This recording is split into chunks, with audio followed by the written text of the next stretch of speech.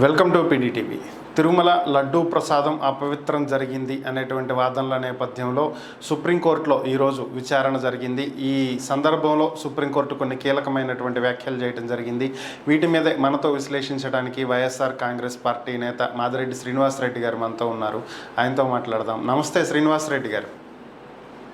నమస్కారం అండి సార్, ఈరోజు విచారణ సందర్భంగా సుప్రీంకోర్టు కీలకమైనటువంటి వ్యాఖ్యలు చేసింది.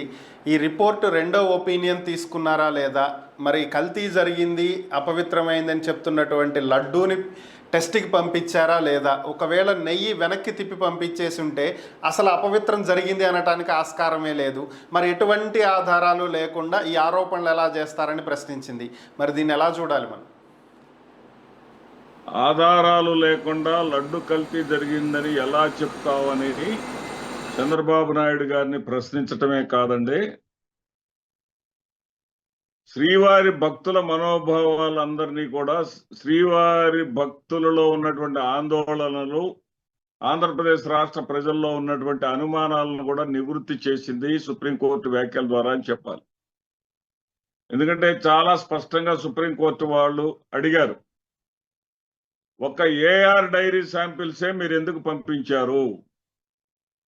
ఆ ఏఆర్ డైరీ శాంపిల్స్ ని ఎన్డీడీబీ చెన్నైలో, బెంగళూరులో ఉన్నప్పటికీ కూడా గుజరాత్కే ఎందుకు పంపించారు? అదేవిధంగా 6వ తారీఖు నాడు మీరు శాంపిల్స్ ని పంపించేటటువంటి సమయం పంపించాలని అనుకున్నప్పుడు 5వ తేదీన NDDB chairman Meenesh C Shah గారిని, అదేవిధంగా మాజీ చైర్మన్ వర్షా జోషిలను మీ దగ్గరికి ఎందుకు పిలిపించారు? మీతో వాళ్ళు ఈవో గారితో వాళ్ళు ఎందుకు సమావేశం భేటీ కావాల్సి వచ్చింది? అదేవిధంగా 18వ తేదీన చంద్రబాబు నాయుడు గారు ఈ రిపోర్టు ఎప్పుడో జూలై నెలలో వస్తే సెప్టెంబర్ 18వ తేదీన ఎందుకు చెప్పాల్సి వచ్చింది? ఇంతకాలం దానిని ఎందుకు సీక్రెట్ గా ఉంచాల్సి వచ్చింది? రాజకీయ ప్రయోజనాలు మీరేమన్నా ఆశించారా దీంట్లో అనేటటువంటి ప్రశ్నలు సూటిగా ప్రశ్నిస్తే ఆ ప్రశ్నలకు సమాధానాలు చెప్పలేక టీటీడీ తరపున న్యాయవాదులు నోళ్ళెళ్లబెట్టినటువంటి పరిస్థితి. అసలు లడ్డూలో కల్తీ జరిగిందా అనే సందేహం మీకు వచ్చి ఉంటే సెకండ్ ఒపీనియన్ ఎందుకు తీసుకోలేదు? ఆ లడ్డూని కూడా మీరు చెకప్కి పంపించారా? పంపకపోతే ఎందుకు పంపలేదు? పంపకుండానే లడ్డు కల్తీ అయిందని ఎలా చెప్పారు అనేటటువంటి సూటిగా అడిగినటువంటి ప్రశ్నలకు వాళ్ళ దగ్గర సమాధానం లేదు.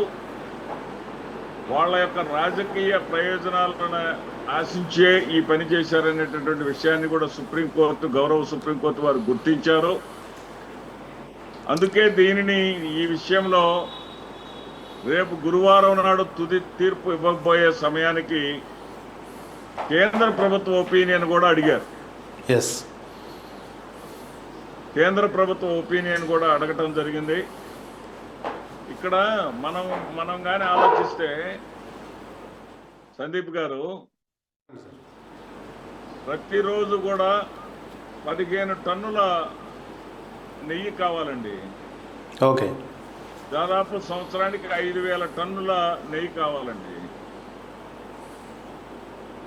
సుప్రీంకోర్టు ఏ విధంగా అయితే మనకి న్యాయాన్ని పొందటంలో ఎపెక్స్ కోర్టు అంటే అత్యంత ఉన్నతమైనటువంటి కోర్టు, అదేవిధంగా వీళ్ళకి ఏదన్నా నిజంగా నిజాయితీగా స్వామివారి పట్ల ప్రేమ, స్వామివారి పట్ల గౌరవంతో కానీ వీళ్ళు చంద్రబాబు నాయుడు గారు కానీ ఆ టీటీడీ అధికారులు కానీ ఉంటే వాళ్ళకి సందేహం వచ్చినటువంటి దానిని ఎన్ఎఫ్ఎల్కి పంపాలి. నేషనల్ ఫుడ్ ల్యాబ్స్ అంటారు. అది ఎపెక్స్ కోర్ట్, టాప్ కోర్ట్, అది టాప్ ల్యాబ్. అది అక్కడికి పంపకుండా మీకు ఇష్టమైనటువంటి ఎన్డీడీబీ మీ ఆంధ్రప్రదేశ్ రాష్ట్రానికి దూరంగా ఉన్నటువంటి దానికి ఎందుకు పంపాల్సి వచ్చిందనేది ఇక్కడ అర్థం కానటువంటి ప్రశ్న. ఇక్కడ కాంట్రడిక్షన్ ఏంటంటే ఆ నెయ్యి వాడలేదు, 4 ట్యాంకర్లో కల్తీ వచ్చింది, వెనక పంపించామనేమో ఈవో గారు చెప్తారు. వాడారు, ఎక్కడ వాడారో అర్థం కాలేదు కానీ వాడేశారనేమో ముఖ్యమంత్రి గారు చెప్తారు. రాజ్యాంగ పరంగా బాధ్యతాయుతమైనటువంటి పదవిలో ఉన్నటువంటి ముఖ్యమంత్రి గారే ప్రజలలో సందేహాలు వచ్చే విధంగా ఈ రకమైన వ్యాఖ్యలు చేయడం సబబు కాదు కదా, మీరు ఎందుకు చేయవలసి వచ్చింది అని చంద్రబాబు నాయుడు గారిని నేరుగా సుప్రీంకోర్టు ప్రశ్నించింది. సందీప్ గారు. ఓకే సార్, అయితే ఇప్పుడు ఏపీ ప్రభుత్వం సిట్ వేసింది. మరి సిట్ని సుప్రీంకోర్టు క్యాన్సిల్ చేసే అవకాశం ఏమైనా ఉందా? ఒక స్వతంత్ర దర్యాప్తు సంస్థ సిబిఐకి అప్పగించే అవకాశం ఉందా? లేదా సుప్రీంకోర్టు సిట్టింగ్ జడ్జితో కానీ రిటైర్డ్ జడ్జితో కానీ ఒక కమిటీ వేసి దీని మీద విచారణ జరిపే అవకాశం ఉందా? వీటిల్లో ఈ వేటికి ఎక్కువ అవకాశం ఉంది? ఇక్కడ యాక్ట్ 5 అని యాక్ట్ 6 అని 2 ఉంటాయి సందీప్ గారు. యాక్ట్ 6 ప్రకారం అయితే వీళ్ళు సిబిఐ వాళ్ళు కాకుండా రాష్ట్ర ప్రభుత్వ పరిధిలోనే విచారణ జరగాలి.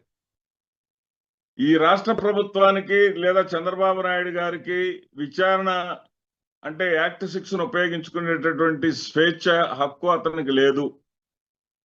ఎందుకంటే ఆరోపణలు చేసింది ఆయన. నేను చేసినటువంటి ఆరోపణలు నిజమేనని తనకు నచ్చినటువంటి అధికారులు వేసుకొని వాళ్ళని తేల్చమంటే వాళ్ళు ఏం చెప్తారు? సపోజ్ ఈవో గారు ఏం చెప్పారు? ముందు రోజు వనస్పతి కలిసింది అన్నారు. అదేవిధంగా ముఖ్యమంత్రి గారి నోటి వెంట యానిమల్ ఫ్యాట్ అనగానే ఈయన కూడా మాట మార్చేసి యానిమల్ ఫ్యాట్ కలిసింది అన్నాడు. అదేవిధంగా రేపు అంతే చేస్తారు. అందువల్ల నేరుగా సుప్రీంకోర్టు ఈరోజు ప్రశ్నించింది. ఏమైనా ప్రశ్నించిందంటే, మీరు 18వ తేదీన మీడియా ముందుకు సెకండ్ ఒపీనియన్ తీసుకోకుండా ఆధారాలు లేకుండా లడ్డులో కలిసిందనేటటువంటి నిర్ధారణ మీ దగ్గర లేకుండా భక్తుల మనోభావాలను దెబ్బతీసేటటువంటి పని మీరు ఎందుకు చేశారు? ఇది తప్పు కదా అని ప్రశ్నించారు. కాబట్టి సుప్రీంకోర్టు వారు మీరు 18వ తేదీన ఆరోపణలు చేసి అనుమానాలను వ్యక్తం చేసి 25వ తేదీన సిట్ ఎలా వేస్తారు? మీరు నిజంగా సిట్ వేయదలుచుకుంటే ఈ ఒపీనియన్ని బయట పెట్టకూడదు కదా. బయట పెట్టిన తర్వాత వాళ్ళ ఒపీనియన్ వచ్చిన తర్వాత మీరు కోర్టు వారికి ప్రజల ముందుకు రావాలి. కాన్ఫిడెంట్ ఒపీనియన్ వచ్చిన తర్వాత. అదేవిధంగా 6వ తేదీన మీకు దగ్గరకు ఒపీనియన్ వస్తే ఇంతకాలం మీరు రహస్యంగా ఎందుకు ఉంచారు? రహస్యంగా ఉంచటం వల్ల మీరు ఆశించిన ప్రయోజనాలు ఏంటి అని నేరుగా ప్రశ్నించినటువంటి సుప్రీంకోర్టు ఈ సిట్కి శాంటిటీ ఉంటుందని అనుకుంటుందని నేనైతే అనుకోవట్లేదు. అందుకే కేంద్ర ప్రభుత్వాన్ని కూడా వారు దీంట్లో ఇంటర్ఫియర్ కమ్మని అడిగారు. ఇక్కడ ఇబ్బందికరమైనటువంటి అంశం ఏంటంటే కేంద్ర ప్రభుత్వము రాష్ట్ర ప్రభుత్వాలు వేరువేరు కాదు, కూటమిలో భాగమే.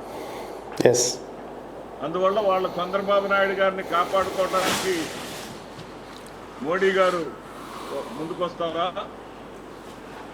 మాకేం అక్కర్లేదు, అదే సిట్ తోటి కొనసాగించమని అంటారా? లేదు, నిజంగా సనాతన హిందువుగానే అయితే అతను హిందూ భక్తులలో ఉన్నటువంటి అనుమానాలు పోగొట్టాలి, హిందూ భక్తుల మనోభావాలను పరిరక్షించాలి అనుకున్నవాడైతే ఆ సిట్ కాదు, కేంద్ర ప్రభుత్వ స్థాయిలోనే విచారణ జరపండి అని చెప్పాలి. ఓకే సార్, చివరిగా చెప్పేటటువంటి పరిస్థితి వచ్చినప్పటికీ కూడా వారు ఏదైతే ఆ 5 అంటే యాక్ట్ 5 ప్రకారం సిబిఐ ఎంటర్ కావచ్చు. ఓకే. కానీ ఆ సిబిఐ ఎంటర్ అయ్యేటటువంటి ఆ యొక్క ఆ యొక్క విచక్షణ అనేది మళ్ళీ రాష్ట్ర ప్రభుత్వానికి ఉంటుంది. ఓకే. రాష్ట్ర ప్రభుత్వం అనుమతిస్తేనే సిబిఐ రావాలి. ఏం జరుగుతుందో మనం చూడాలండి. ఓకే సార్, చివరిగా ఒక ప్రశ్న, మరి ఈరోజు సుప్రీం వ్యాఖ్యలు చూస్తే టీడీపీ ఆత్మరక్షణలో పడింది అనుకోవాలా?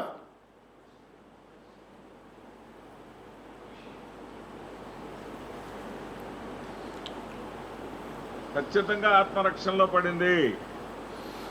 మీరు ఏదైతే ఆ ఛానళ్ళు అసత్యాలతోటి హోరెత్తించాయో ఈ వారం 10 రోజులుగా, ఆ ఛానల్ కూడా సుప్రీంకోర్టు వారు కొన్ని ప్రశ్నలు సంధించారు అని చెప్పేసి ప్రశ్నించడం జరిగింది. ఉన్న వాస్తవాలను వాళ్ళు ఒప్పుకోవడం అంగీకరించడం జరిగింది. కాబట్టి ఇక్కడ మనం ఖచ్చితంగా సిట్ని యాక్సెప్ట్ చేస్తారు సుప్రీంకోర్టు వారు అని నేనైతే అనుకోవటం లేదు సందీప్ గారు. ఓకే. ఓకే అండి, thank you. Thank you Srinivasareddy గారు. ఈ అంశాల మీద మీ విశ్లేషణ అందించినందుకు ధన్యవాదాలు.